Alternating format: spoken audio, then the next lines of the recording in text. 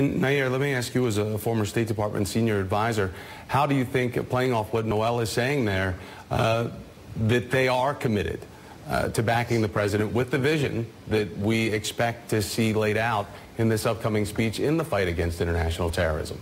Sure. The Saudis are certainly committed to having a relationship with Donald Trump. There's a lot of commonality there in some of it, I would say, in personality, in that they do tend to rule as families. They tend to keep their family members close and in positions of important government power. And then they also look at business interests. I mean, the Saudis are known. This family in particular came to power because of oil, and they are expert at how to make money. So there's a common personal interest there. The question will be, will this translate into a common public interest? The Saudis, unfortunately, are not considered the most progressive in the Muslim world, or actually in the world writ large. They are, in fact, oppressive to women, oppressive to labor and the working class, and they are going to be struggling in terms of human rights. Now, that's what we call now, I guess, moralizing, but that has traditionally been the U.S. Spear. The tip of the spear is leaning forward on American values of freedom of press, freedom for women, equality, and that's going to be the challenge. Is how does this translate into a relationship that actually helps the public good and is not about advancing individual business interests? President Trump and his administration and their outlook. Well, he certainly does need a reset. I think we can all agree with that, particularly given the relationship with the Russians and how that's been dominating domestic news at the expense of being able to solve domestic challenges. But the maturing is an interesting word to use, given, I guess, the threshold we're starting from. I think maturing would be a matter of reading the daily briefing, receiving the daily intel briefing, and getting an understanding of exactly what each of the people in that room that he's meeting with right now. There is the head of Sudan, who is a genocidal dictator, who is now given the credit of standing and taking a photo with the leader of the free world. So these are the types of nuances that may not resonate back here in the United States, but that send a signal to everybody else in the world, and the ones who are struggling for democracy, that the United States is taking a tone and a direction that is going to be very, very narrow, and we're no longer, under the Trump administration, going to be the advocates and supporters of democracy. Well, and Rex Tillerson is also coming from a position of being a CEO, running a private sector company, so he has a steep learning curve here as well, along with the president. So this is not a situation in which the president can lean on a Secretary of State who has 40 years of government diplomacy behind him. So it does seem that but even with his deep background, leading Exxon and the shared interests of Saudi oil, with Exxon and its international place in this world.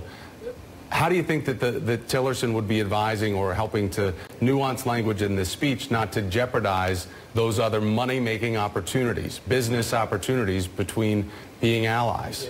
And that's exactly the shared interest here, again, is not combating terrorism. It's to advance business deals, hopefully on behalf of the American public. But Rex Tillerson certainly comes from a perspective of being willing to deal with many types of different leaders, whether they are dictators, whether they're royalty, or whether they're democratic leaders, to advance business deals. So the idea of will this lead to more jobs in the U.S.? Will these be business deals that benefit the public writ large, not specific individual companies? So that's a learning curve, it seems like, for everyone in this administration, is how to work for the public good rather than for individual narrow company interests. Stephen Miller has emerged as the thinker in all of this. So he's looking at broader messages, the pushing for the aggressive tone domestically. And if there's anything that this team knows, it's how to play to an audience. So they know how to work a rally.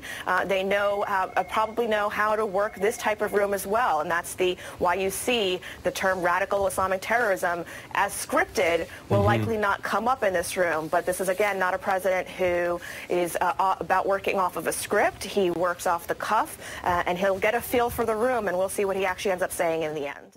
We were listening to this and watching together live. We only had a few excerpts prior to the president's speech. It was roughly about a half an hour long. But to Shipley's point about not lecturing the Muslim world, that was one of the direct lines that we had in advance, saying we are not here to lecture, we are not here to tell other people how to live or what to do who to be or how to worship. Instead, we're here to offer partnership based on shared interests, values, and to pursue a better future for all of us. From the two futures that the president laid out, how do you think he did? And do you think that the Muslim world is going to embrace that the onus is on them to drive out terrorists?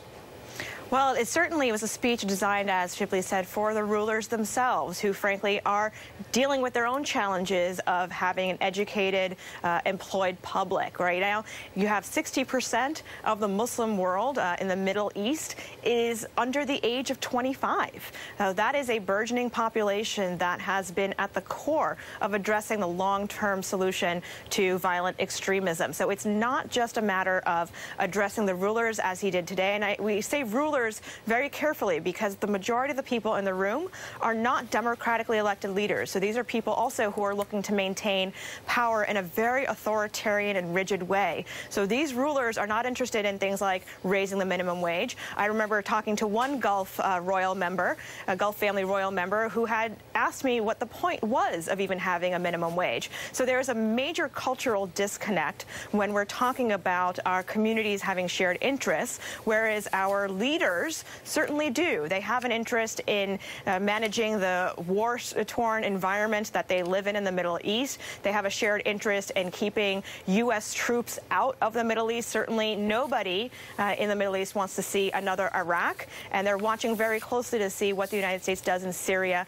and Iran as well. So this was a speech targeted very much for the rulers in the room, for a domestic U.S. audience, but not necessarily leading to the underlying underpinnings that will solve long-term extremism. So, well, another thing that's pretty interesting out of this, Nayyera, is the fact as we're learning about what Shibli just mentioned there, the arms sale that the U.S. signed with Saudi Arabia. We're also learning details of Saudi Arabia and the United Arab Emirates combined giving $100 million to a charity started by Ivanka Trump, the Women's Entrepreneurs Fund, aimed at helping women in the Middle East. This is also something that Trump went after Clinton about, saying that here's a woman that takes all this money from these countries and then she says she loves women.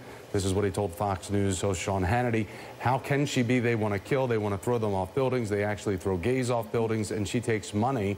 I'm calling for her to give back all of the money she's taken from these countries. Now Ivanka Trump, after her husband negotiates this $110 billion plus deal for arms, is getting a $100 million payday for her charity?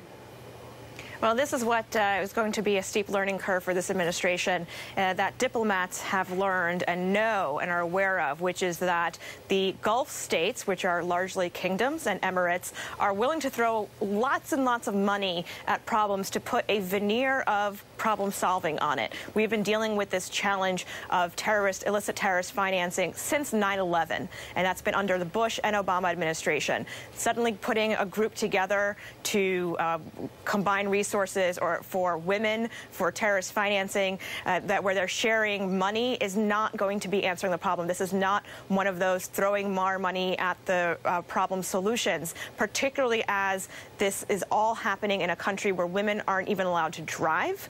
Women are barely allowed to vote, and they still have to have a male member of their family as a guardian. With that said, that is part of why the Muslim world is reacting so strongly to this speech, because the Muslim world is far more diverse than just Arabs. The largest population of Muslims in the world is in India and Indonesia, and those are not the kinds of people in terms of appearance that you saw in the room with President Trump today. They also are having their own challenge with fighting Saudi strains of Islam and the Saudi extremism. So saying that because we have a strong relationship with Saudi Arabia, that we're fighting Iran, is not necessarily supporting the more moderate and progressive strains of Islam in the rest of the world that are seeking and looking for U.S. support. Nayyera Haq and Shibli Talami, thank you very much for joining me today. I really appreciate it.